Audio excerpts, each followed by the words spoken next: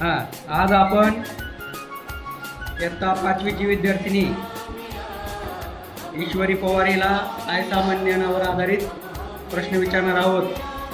ईश्वरी ready का? चला तर मग. भारत चीन सीमारेषा कोणत्या नावाने ओळखली जाते? मॅकमोहन रेषा. बरोबर. मणिपूरमधील कोणत्या लोकनृत्य प्रकार प्रसिद्ध आहे? लाई हरवा. बरोबर. गुवाहाटी हे शहर कोणत्या नदीकाठी वसले आहे? ब्रह्मपुत्रा. बरोबर. जागतिक गावाचे कोठार कोणत्या प्रदेशाला म्हणतात? शहरी प्रदेश. बरोबर.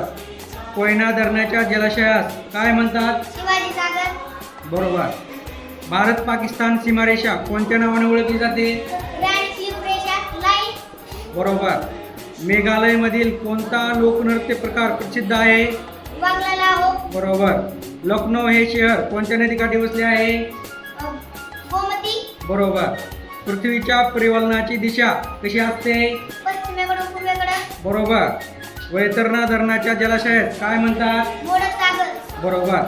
अशा पद्धतीनं ईश्वरी पवार हिने सामान्यावर आधारित 10 प्रश्नांची उत्तरे बरोबर दिलेली आहेत. त्याबद्दल क्लॅप.